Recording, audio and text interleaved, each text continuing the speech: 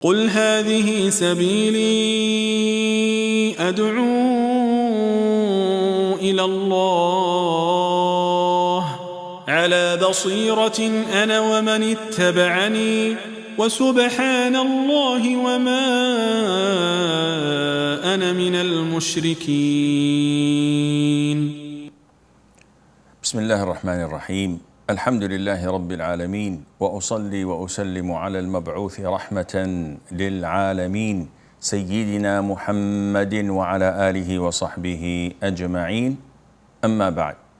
Dear brothers and sisters in Islam, Assalamu alaikum wa rahmatullahi wa barakatuh, and welcome to this live episode of Ask Zad, coming to you every Sunday at 4:30 here in Mecca region. Our first caller for today is Brother Saad from Saudi. Assalamu alaikum, Sheikh. Alaikum assalam wa rahmatullah.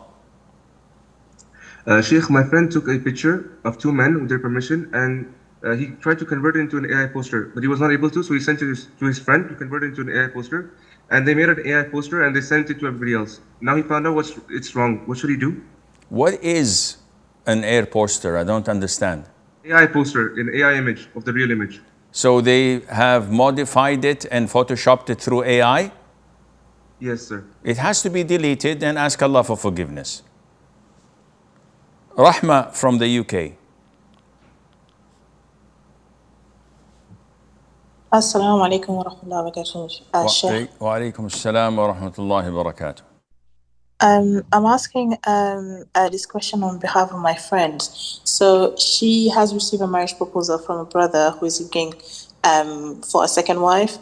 She has spoken to her dad about the proposal and he's happy with it. And obviously she prayed istikhara. However, the sister is scared of getting married again because she has experienced one divorce. She worries that her fear might affect her decision even though she sees good in the proposal. What advice would you give to the sister? Jazakallah khair. Wa jazakum. Basically speaking, when someone comes with a so generic advice, trust Allah Azza wa Jal and go ahead. If the brother checks all the boxes, if you are yourself normal and not mentally sick or traumatized, and you know that this would not have an impact on your marriage, Bismillah, go ahead and trust Allah Azza wa Jal and go with the proposal. Generally speaking, we need to discuss this more. We need to know more about the sister herself, what kind of behaviors she is going through, how does she react, about the brother himself. Is he trustworthy? Is he man enough? Is he going to be providing a decent accommodation and providing for her financially, be fair in distributing the days and nights and the likes? All of this cannot be answered here. Yasin from Bulgaria. Assalamu alaikum. Alaikum assalam wa rahmatullahi wa barakatuh. My question is regarding Zakatul Mal. I have two maternal uncles. One of them has children. The other one doesn't have any children. Are both of them eligible to receive my zakah if I see them as needy? Jazakallah khair. Are they poor or needy in Islamic terms?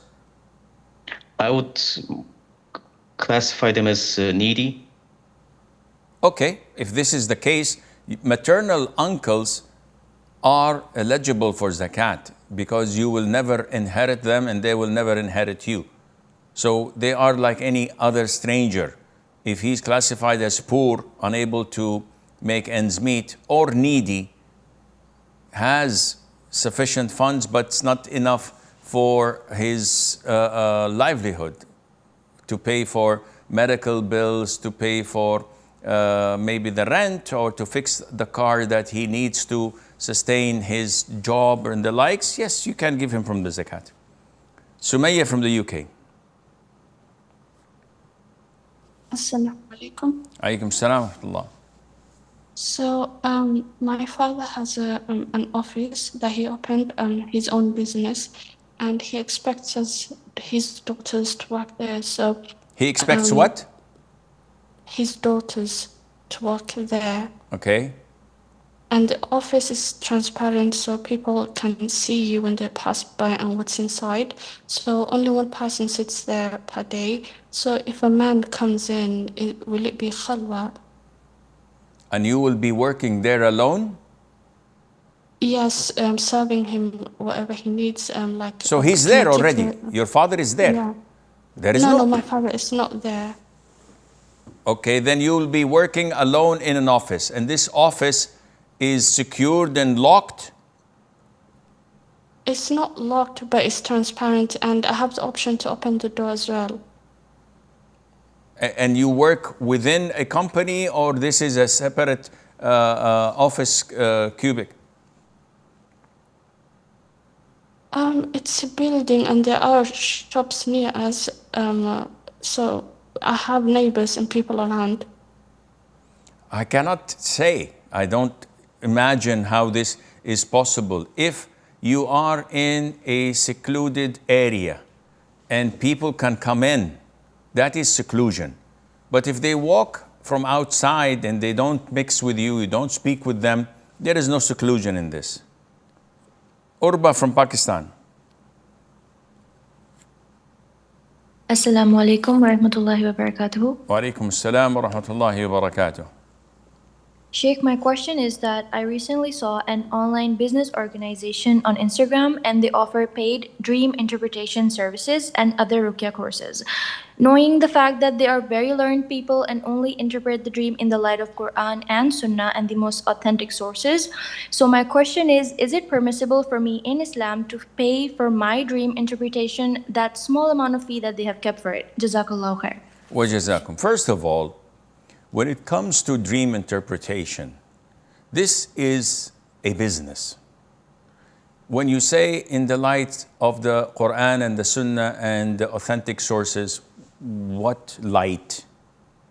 Dream interpretation depends entirely on what goes in the interpreter's mind. There is no Quranic verse he's going to quote. There is no hadith he's going to quote. And definitely there are no authentic sources as they mention. It is not permissible to interpret a dream that is a nightmare, something that you woke up frightened, scared, intimidated, depressed, sad. This is from shaitan 100%. It is totally prohibited to tell a soul about it, not your mom, not your dad, not your siblings. You must not tell anyone about it. That's the Prophet's command, alayhi salatu wassalam. Good dreams, the Prophet said, alayhi salatu wassalam, they are part of prophethood that remained, because there are no prophets after the Prophet, alayhi salatu wassalam. The only thing that remains from good prophecy is a good vision, a good dream from Allah. And the Prophet told us not to tell except those who love us. And these organizations have nothing to do with us. They're just scamming you for money and telling you what they think. They don't know anything about you. They don't know anything about your background or what you do in your daily routine, so that they could relate this to that. So it's just a wild guess. Some of it may come true. Some of them may be gifted, but you can't tell. And if they charge money for that, being on Instagram, it's a good business. But does it have any reliability? I very much doubt it. Would I go there? No, not even if it's free. Arman from India. Assalamu alaikum, Sheikh. Alaikum salam to Allah. Sheikh, I have hard hair and thick hairs. So can I do fade hairstyle, like fade cut? It helps me to keep them and I look good in it. So, Jazakallah khair. Are you asking me about fade haircuts? Yes, Sheikh. Okay, first of all, fade haircuts are not qaza'. the Prophet ﷺ in an authentic hadith prohibited qaza'. And qaza' is to shave part of the head and leave part of it. So if you have a mohawk hairstyle, that's qaza', it's totally prohibited. If you have, like some of the Buddhist monks have on top of their head, they leave some of the hair and they shave the rest, that's qaza', totally prohibited. Fading is to have a normal hair on the top and then it goes like with a trimmer 5, 4, 3, 2, 1, 0. So you would see it almost nothing here, but it's not shaved. It's done with a trimmer. This is not qaza', but it is still prohibited because it's imitating the disbelievers.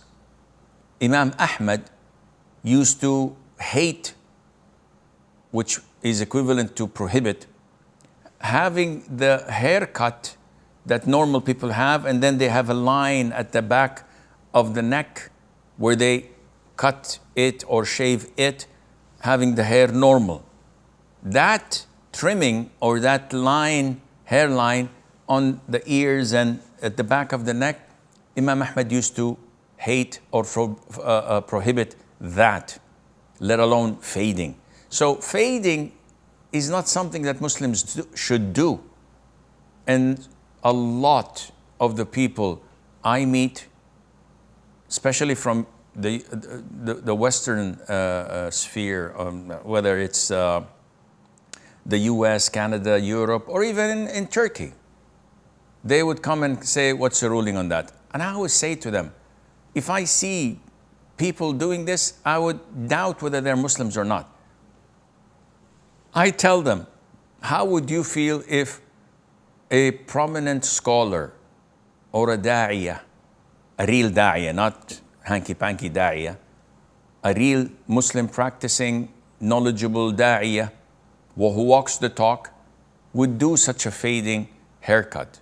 How would you look at him? That wouldn't be appropriate, like it wouldn't be appropriate for a da'iyah to wear a necklace or a bracelet, like some people do.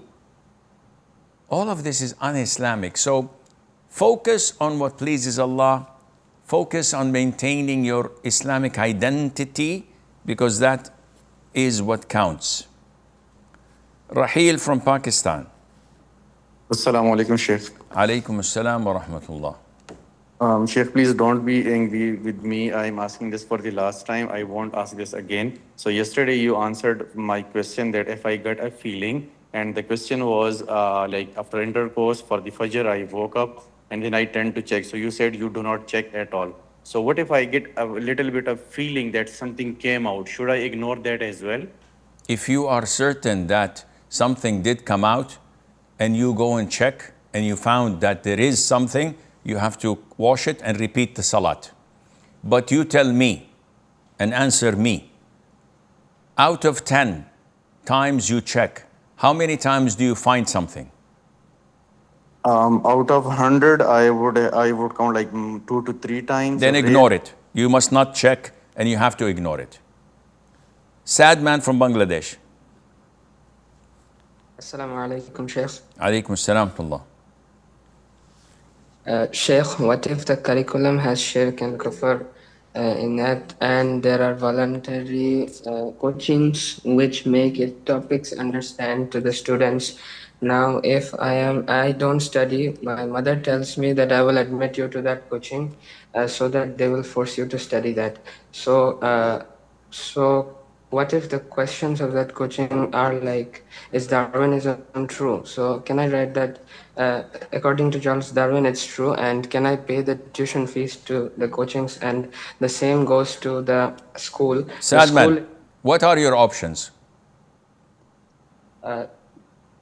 My mother tells me that if you don't go to the coachings, then you have to tell me that whatever I tell you to study, you have to study that. So if there are kufr and shirk, what to do? And Akhi, I ask you a question. You do need the coaching, not only for this subject, but for everything else.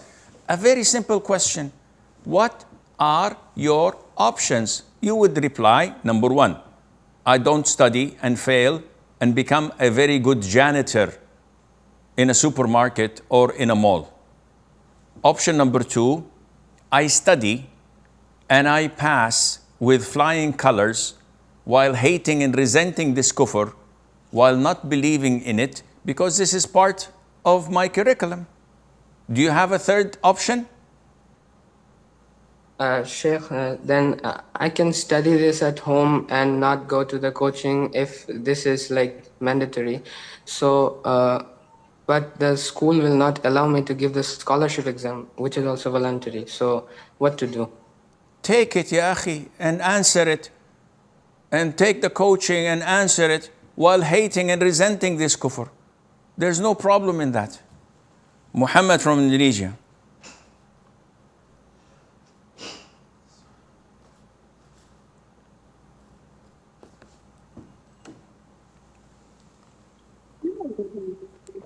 Assalamu alaikum, Sheikh. Alaikum salam. Excuse me, sir. If someone is making a Quran recitation while it's being recited in the trial to memorize the Quran, but because it's a trial, hence it's naturally not perfect, so they may utter the Quran mistakenly. What is the ruling of this matter? Jazakallah khairan, sir. I don't understand your question. Who's reciting the Quran and why are they making mistakes? Like someone who doesn't really know the Quran, but he hears someone who memorized the Quran, and then he like shadowing or mimicking while the Quran being recited. So is he doing this? I'm asking, is he doing this to mock the Quran or to perfect his recitation? No, he is doing it in order to memorize the Quran too. So no problem in that. Mimicking while it's being recited. There is no problem in that at all, inshallah. And he's rewarded for his mistakes because they're done unintentionally. Aska from Indonesia. Assalamu alaikum wa rahmatullahi wa barakatuh. Alaikum salam wa rahmatullahi wa barakatuh. So my family has a building and it is to be rented by a restaurant. For example, do we have to concern ourselves whether or not that said restaurant breaks Sharia rules? For example, they might employ female employees, free mixing, possibly riba transaction, normalize saying Merry Christmas, etc. Jazakallah khairan. Akhi, this is too much. You're not their mother, and it's none of your business how they run their business. As long as they are a restaurant and they're offering halal meals, what goes inside, that's their problem.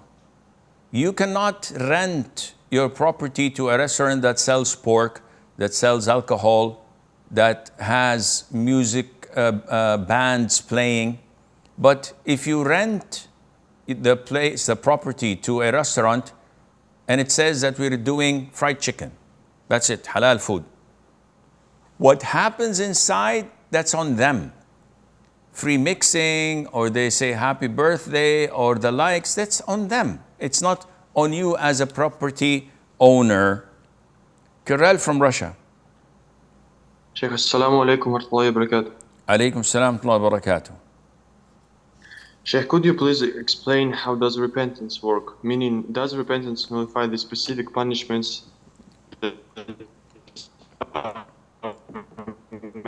Your line is breaking, yeah, Kirel, but generally speaking, repentance, as the Prophet explained it, alayhi salatu wasalam, is remorse.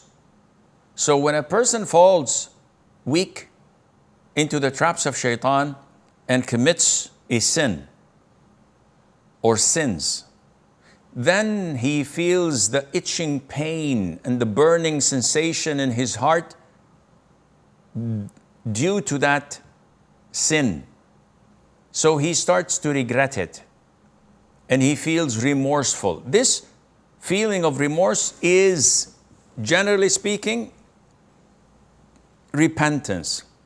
If accompanied by quitting the sin, by intending not to do it again, by asking Allah for forgiveness, Allah the Almighty would erase that sin and would forgive that individual as long as he's consistent and steadfast on Islam. Muhyiddin from the Emirates. Assalamu alaikum, Sheikh. Alaykum assalam wa rahmatullah. I have a question regarding Radha. I want to know two things. Is the Radha relationship established only when a child is breastfed 5 separate times, and if someone mischievously, without consent, gives a child another woman's milk only once, does the Radha relationship get established from just that single time? Rida' means suckling. And the Prophet said, alayhi salatu wasalam, يحرم من الرضاع ما يحرم من النسب. That when the suckling relationship is established, it is exactly similar to the prohibition of lineage. A sister to her brother. Siblings, they're prohibited for one another to get married because of their lineage, because of their being siblings.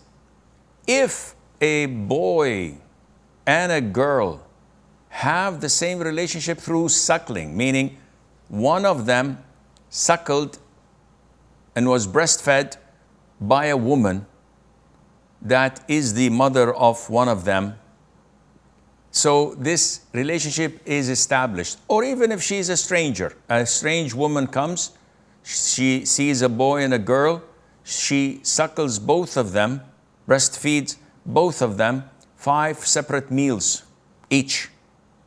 When they are below the age of 2 years in the Hijri calendar. If this happens, they become automatically the daughter and son of this woman who breastfed them. And hence they become brother and sister.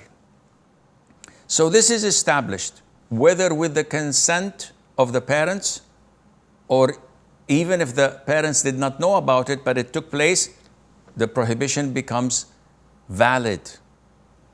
And it has to be 5 separate meals. So if a child was breastfed once, that does not suffice. Twice, 3 times, 4 times, that's not sufficient until he finishes the 5th meal, and Allah knows best. Safiyullah from India. Assalamu alaikum, Sheikh. Alaykum assalam wa rahmatullah. Sheikh, my question is, I am suffering from kufr OCD from the past 6 months, and I have recovered 90% now. My question is, I still smile whenever a kufr thought comes into my head, and when I smile after that, a thought says every time that you have smiled 100% with the intention of committing kufr and liking that at that moment.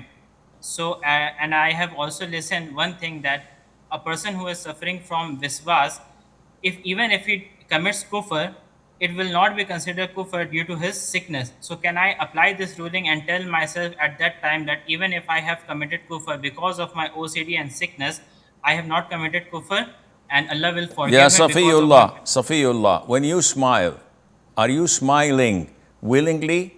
Yes or no? Sheikh, the thoughts, actually I have become so sick that the thought says that you are smiling 100% willingly. That's why I have gone like a big confusion. No, this is not logical. Either you're sane or you're insane. So when I ask you, when you smile, do you smile because you're approving these evil kufr thoughts, or you are smiling impulsively without intending or wanting to it while hating it? I actually hate that, but my thought says that at that moment of smiling, no, there is no kufr. There is no kufr until you do it willingly and you do it out of conviction or resenting the religion or wanting to mock Islam, or you're fine with these thoughts. Otherwise, this is a mental illness, and you're not accountable for that, and Allah knows best. We have a short break. Stay tuned, and inshallah we'll be right back.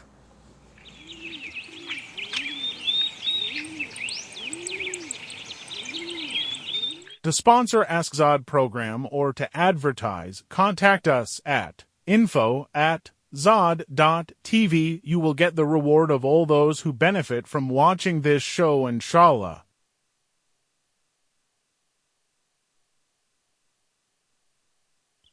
The Prophet of Allah sallallahu alaihi wasallam was an example in humbleness.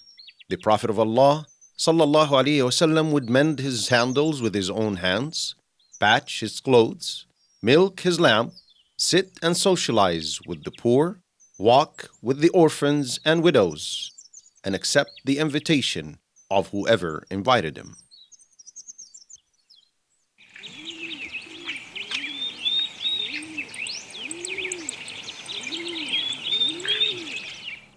Assalamu alaikum wa rahmatullah, and welcome back. We have Amatullah from Ethiopia.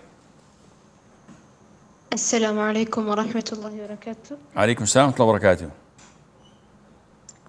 My question is, what advice would you give someone who struggles from laughing at people, laughing at things they shouldn't laugh at?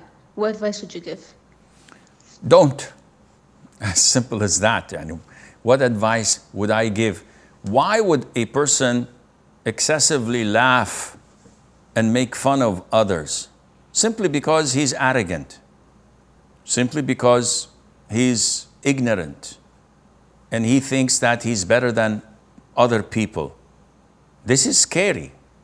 The Prophet said, alayhi salatu wassalam, لا يدخل الجنة من كان في قلبه مثقال ذرة من كبر. A person who has the weight of an ant of arrogance in his heart or pride would not be admitted to Jannah.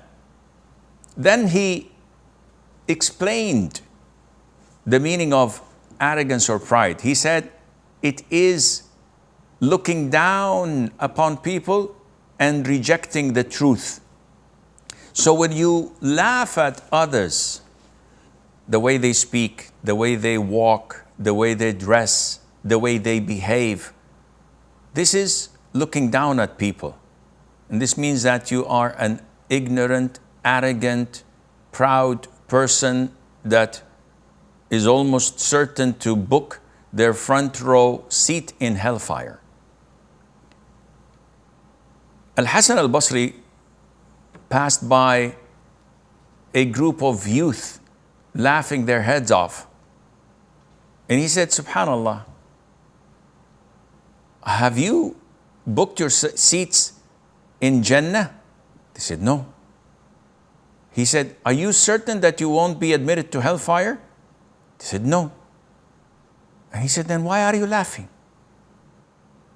It's very strange how people pay money to watch stand-up comedians make fun of themselves, of their religion, of their country, of other people's religions and ethnicity and countries and religions as well and practices. And they think that they're enjoying life. It's like drugs that junkies consume. It makes them high for a period of time, then they get the hangover.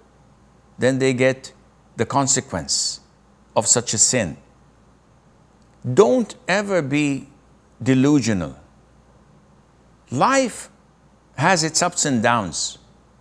We're not supposed to be crying all the time and weeping and depressed. But at the same time, laughter has a place and a time. It has an extent. The Prophet used to smile, alayhi salatu wasalam. And when the companions used to joke among themselves, he used to smile. But he would never laugh it off and open his mouth and fall on his back like so many people do, or have tears in their eyes. What is this? These guys don't know what awaits them in their graves. Yes, being moderate is good. This is overdoing it. You're not being moderate, you're being extreme when you make fun of people you just sit on a cafe, sipping your latte or drinking your tea and making fun with your friends or your buddies about every person that walks by. Look how old he is. Look how young he is. Look, he doesn't know how to walk. Look at his teeth. Look at his size. Look at this. Look at that. And the Prophet said, ﷺ, do not sit on the road unless you give it its right. And he named 6 of the rights of the road.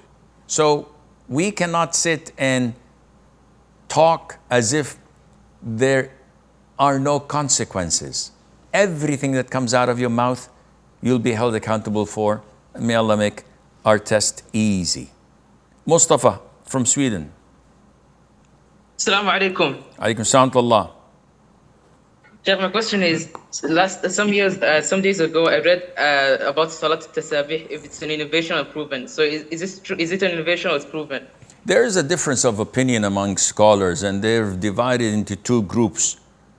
A group that says it is a highly recommended sunnah, backed by a reputable group of scholars such as Sheikh Al-Albani, Sheikh Al-Arnaout, and the likes of our contemporary scholars of hadith.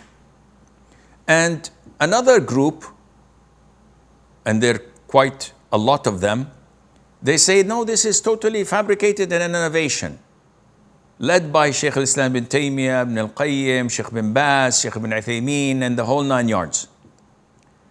The reason of them fabricating such a hadith, because the format of the prayer is second to none. There's nothing in the religion that matches it or is similar to it in this specific number of tasabih, while standing, while doing this, while doing that.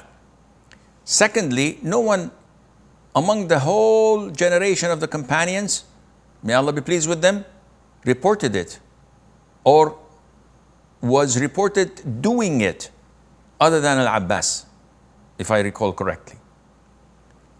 Thirdly, making the reward of doing it every single hour or every single day or every single week or every single month or every single year or once in a lifetime, the same. And this is not known to any kind of form of worship that whether you do it once or multiple times, the reward is the same. So our scholars, bin Baz, bin Uthaymeen, may Allah have mercy on them, said that this is a fabricated hadith and it's not permissible to practice it. Safwan from the US. Alaikum Sheikh. Alaikum salam. Sheikh, this is a question from one of my brothers from Masjid. So he got divorced with his wife. They live in US, both of them. They have a situation right now for a financial situation. The house that they used to live in is a 2-story building. It has 2 different entrances, 2 different kitchen and everything separate. They are bound to live in this house for now. They are living together, not together, like they live separate. They don't talk to each other. They don't see each other at all. But eventually they use the same address. For now and then they communicate through text messages for any parking issues or any garbage removal stuff. Is it permissible in Islam, or they have to move or live separate? As long as there is no chance of mixing or being together, it's 2 different separate homes.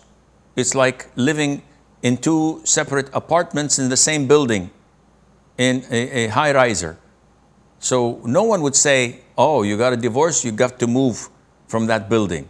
As long as it has a separate entrance, separate kitchenette, totally segregated from one another, there's no problem in staying there.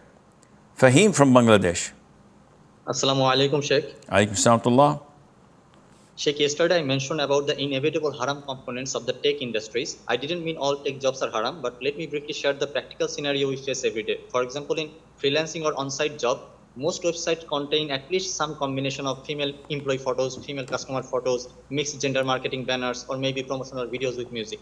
So even if the business itself is lawful, we frequently encounter this type of content in its web development. Same goes for digital marketing, as most social accounts and websites today include such haram content. So it's highly unlikely that I will work only on halal part. and client will hire another freelancer to add haram contents on it. As Now, this is long very as rare long because- as long as you have something to do with the haram content, as long as you have to endorse some or to have an input in it or put it yourself or install it or get involved in it, this is haram for you to participate in.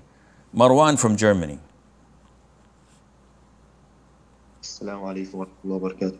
Alaikum salam wa rahmatullahi wa barakatuh. My question is it permissible to work at a company developing dual-use electronics and motors, partly sold for civil application and partly sold to be used for weapon manufacturing or weapons in non-Muslim countries? If not, is it permissible to work my 4-week notice period until I leave? What are you working in? You work in a company that manufactures what? Like it manufactures motors, but these are being sold for civil applications, like agriculture, but also for military applications. No problem, inshallah. It's like working for a company that manufactures calculators. It can be used by university students and it can be used by banks. There is no problem in that, inshallah. Muhammad from Malaysia. Assalamu alaikum. Alaikum salam wa rahmatullah. Can you explain the concept of Jamak Qasar when you're traveling? Like, when can we start doing it and when should we end it? Like, if we go for like 5 nights, can we do it like all the way? Do what?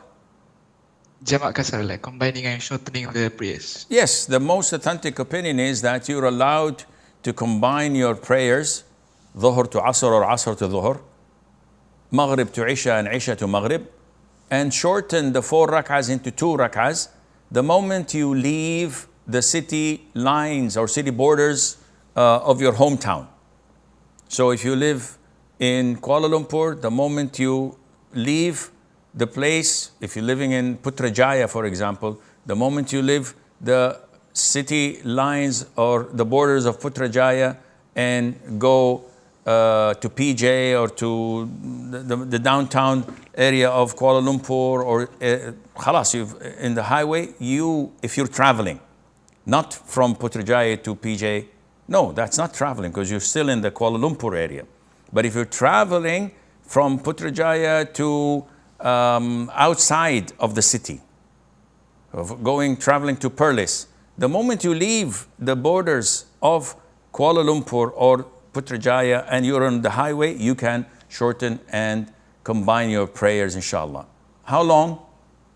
It's an issue of dispute. I am inclined to follow the opinion that says, as long as you are considered traveling, you haven't settled. So if you're going for a week, yes, you don't settle in a week usually.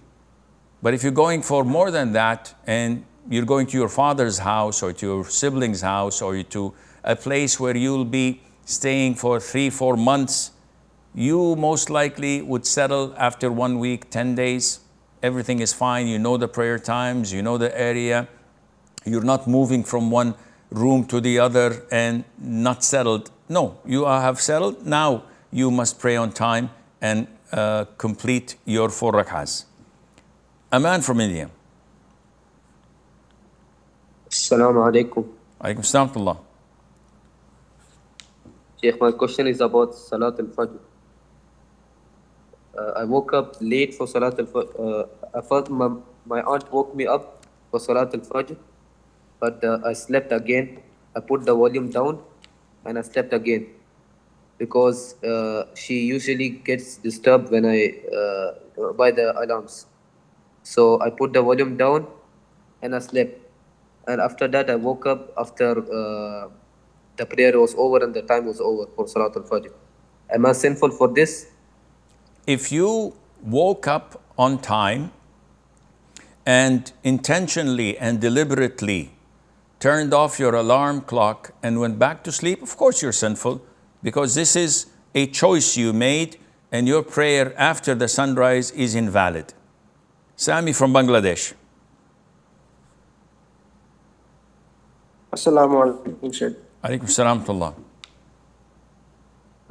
Sheikh, so this question is from a brother who's been like very distressed. So he had a panic attack and thought that he was going to die. As a result, he said to Allah that, Allah, if you cure me, I will leave this matter if I have to. Now, when he said that, he had in mind to seek Allah's guidance, what to do regarding that matter, and afterwards he prayed istikhara. Now he's concerned whether he made a binding vow he cannot retract. So, what is the ruling on his situation? What was the vow? So, the vow was to leave worldly matter. So, for example, like education, worldly education, which he is not sure whether it is haram or not.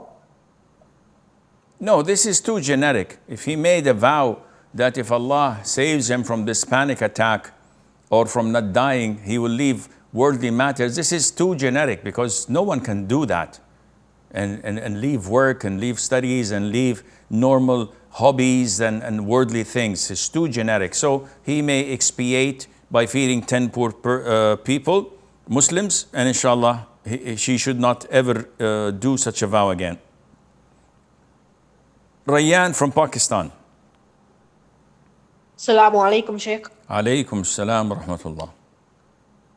Well, Sheikh, there's usually dirt stuck in the cracks and lines of my foot. And in wudu, I usually just scrub them like 3 times and overlook the rest due to hardship. Is this correct? Yes, this is correct. As long as these are inside the cracks and not on the external part of your leg or your foot. Bushra from India. Assalamu alaikum, Sheikh. Salamtullah. Sheikh, when I come across news of our brothers and sisters suffering from oppression, violence, or injustice, different parts of the world, even in my country, India, so my heart becomes deeply distressed, and it becomes difficult for me to remain calm or focus in anything like studying. And those images and news stays in my mind, and I do remember them in my duas and make dua for them. But my concern is that if I stay away from such news to protect my mental state, I fear I will become unaware of the problems Ummah is facing and will not be able to prepare myself for the future. But if I keep following such news, it leaves me overwhelmed and stressed and unable to function properly.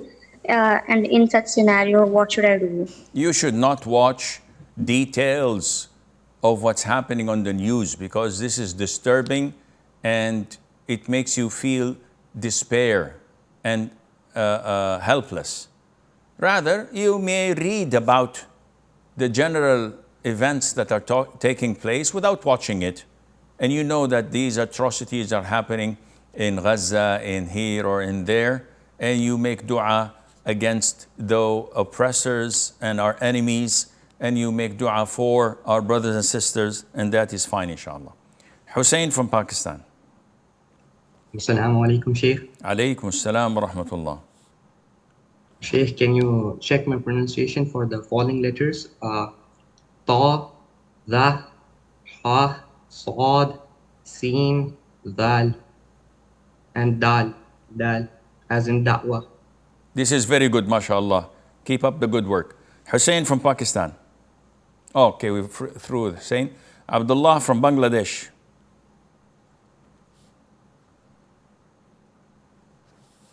Yeah, Abdullah. Atif from the Netherlands. Assalamu alaikum. Can you hear me? Alaikum salam. Sheikh, I want to get my motorcycle license, but my parents would rather I don't because they think it's too dangerous and that there are stupid people on the roads that might hit me. However, they do say that I can do whatever I want because I'm old enough. Will I be disobedient if I do so and get my license? You want to get your license for what? A motorcycle. Okay, can you afford a car? I can currently afford a car, yes. No. Get a car. It is, I agree with them. As a parent, I know that riding bikes is a lot of fun. I used to do this 50 years ago. I used to have a dirt bike and I used to do wheelies for 40, 50 meters and jump barriers and the likes. And I had lots of accidents and I was injured many, many times. Nowadays, when you have the choice and the option between a motorcycle and a car, and your parents are afraid, the feeling of fear for you, though they know that we live in a kafir country, we have no control over our son, and he is a renegade, he would do whatever he wants, we can't stop him or force him. So if you buy a motorcycle and they're fine with it, you're not gonna buy an ATCC. You're most likely gonna buy a Ducati or a Ninja or whatever, something that's really dangerous. And every time you go and come, their heart is hanging by a thread. Is this justifiable for a Muslim who knows that he would not be admitted to Jannah unless he is dutiful and pleasing and obeying and respecting his parents? Yes, they told you do it, but they don't say it willingly. They say it forcefully because they're compelled to say you can do it if you wish. So would I say that you would be sinful? I am hesitant to say yes, you would be.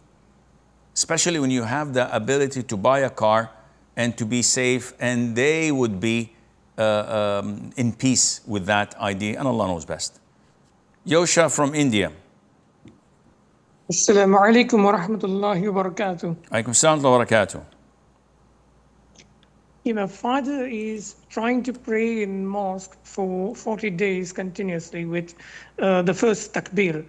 Alhamdulillah, he's completed almost 27 days, but his question is now that the summer has concluded over here and started to rain.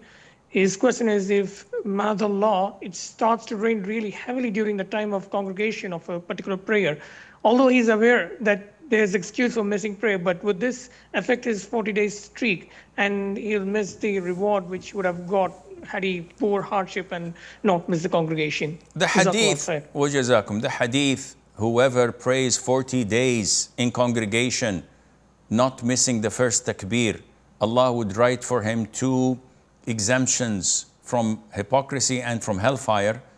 It's a disputed upon hadith, whether it's authentic or not. And assuming it's authentic, if a person has a legitimate reason, such as being sick, traveling, or in the case of heavy rain, if he prays home, the streak is continuing if he goes and prays after this excuse was uplifted, and inshallah, it would not stop. Tan'eem from Bangladesh. Assalamu alaikum, Sheikh. Alaikum salam.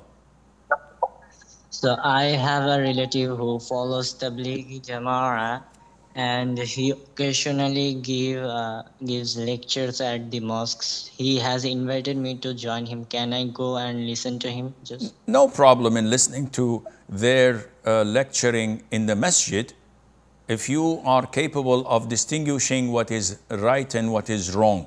Most likely in the masjid, they would highlight and focus on the importance of salat, the importance of growing the beard, of using the miswak, of reading your adhkar and the Quran, of being kind to one another. That's all fine and it's part of Islam, inshallah. Hamid from Nigeria. Assalamu alaikum wa rahmatullahi wa barakatuh, Sheikh. Alaikum salam wa rahmatullahi wa barakatuh. So my question is, how do one calculate the time of Asri? I researched that time of Asri is calculated as the time of Zawal plus actual length of the object, which is equal to the time of Asri. And in another place, says it's calculated as the time of Zawal plus the shadow of the object, which is equal to the length of the object. Yeah, Hamid, do you think I can understand your accent when it's this heavy? You have to appreciate my old age, speak slowly, fix the accent a little bit. All what I understood is how to calculate the time of Asri, which is, I don't know what says Asri. Asri is a name of a family in Malaysia and Indonesia.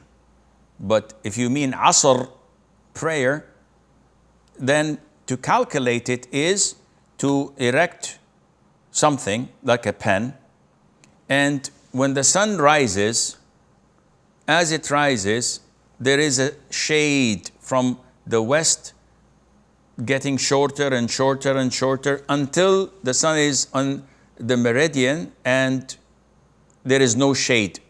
The moment the sun goes a little bit to the west and there is a little bit of shade here, now it is time for dhuhr. And the shade as the sun goes westbound is getting longer and longer. The moment the shade and the length of the erected object is the same, this is when the time of dhuhr is over and it announces the time of Asr. Now Asr time has begun. So this is how we calculate the Asr time, and I hope this answers your question. Maisha from Australia.